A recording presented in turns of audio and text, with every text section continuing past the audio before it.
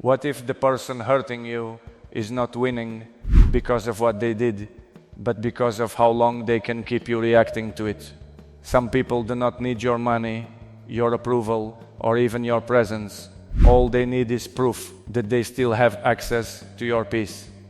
One angry reply, one emotional paragraph, one late-night message explaining yourself, one indirect post, one visible change in your mood. To you, it feels like pain. To them, it feels like power. That is how many young adults lose themselves.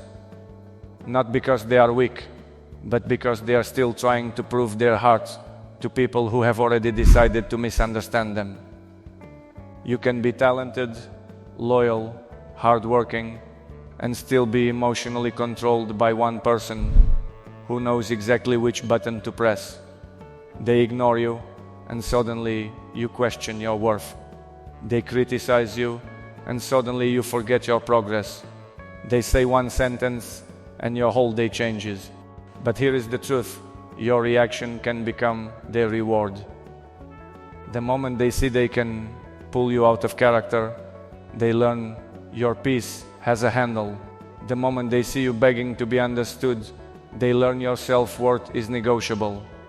The moment they see you defending yourself to someone committed to twisting your words, they learn your energy is still available. And energy is expensive. Your focus is expensive. Your attention is expensive. Your emotional balance is expensive. Every minute you spend replaying disrespect is a minute you did not spend building your future, improving your health, developing your skills, fixing your finances, strengthening your faith, or becoming the person you said you wanted to be. That is why silence is not weakness. Silence is strategy. Silence says, I saw it, but I am not selling my peace to answer it. Silence says, I am no longer available for emotional games that cost me my future. There comes a point where you must stop trying to win arguments and start protecting your assignment. People who disturb your peace are not always looking for truth. Sometimes they are looking for a reaction. They want to see if you still bleed when they mention the past. They want to see if you still break when they act cold. They want to see if you still explain when they pretend not to understand. And the hardest part is this: sometimes they know you are a good person. That is exactly why they do it. They know you care. They know you think deeply. They know you want closure. So they use the softness of your heart as a doorway back into your nervous system. But your heart can be soft without your boundaries being weak. You can forgive without reconnecting. You can care without replying. You can understand someone's pain without becoming their punching bag. You can wish people well and still remove their access to you. That is maturity. Maturity is realizing not every accusation deserves a defense. Not every insult deserves an answer. Not every silence needs to be chased. Not every person who left needs to be explained back into your life. Some exits are protection. Some rejection is redirection. Some disrespect is revelation. When someone shows you who they are under pressure, believe the pattern, not only the apology.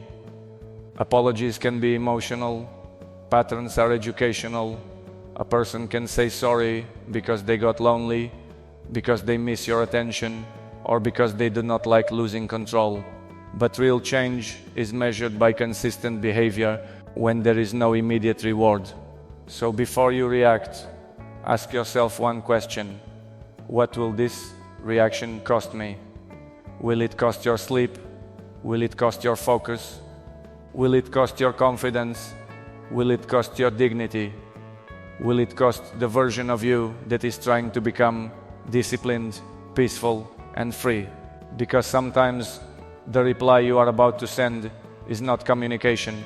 It is self-betrayal in paragraph form. Sometimes you are not looking for closure.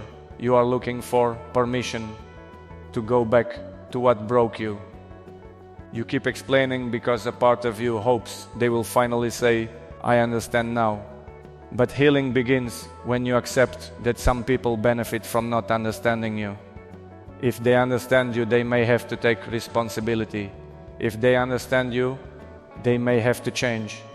If they understand you, they may lose the story that made them the victim, so they misunderstand you on purpose. Your job is not to spend the next 5 years proving your soul to people who only respect access after they lose it. Your job is to become so rooted in who you are that someone's lie about you does not make you abandon yourself.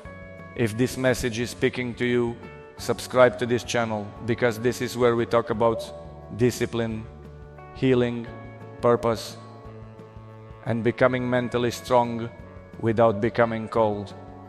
Share this video with someone who keeps giving energy to people who do not deserve a front row seat in their life.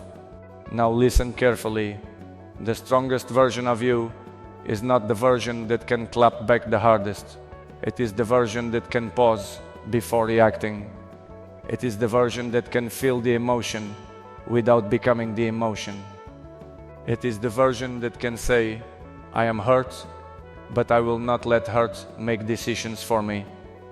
That pause is power. Between what happens to you and how you respond, there is a space. In that space, your future is decided. Many people damage relationships, opportunities, reputations, and inner peace because they let temporary emotion speak for permanent character.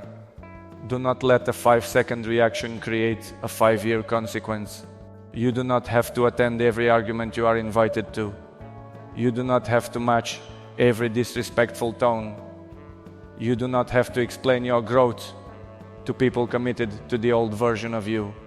You do not have to make your healing visible for it to be real. Sometimes the most powerful thing you can do is let people be wrong about you while you continue becoming better. Let them talk. Let them assume. Let them create stories. Let them act like they know why you changed. You do not owe everyone an updated version of your truth. People meant for your future will not require you to destroy your peace just to prove your value. They will communicate with respect. They will listen with maturity. They will correct without humiliating. They will disagree without trying to destroy you. Pay attention to how people handle your boundaries. The wrong people will call your boundaries attitude. They will say you changed.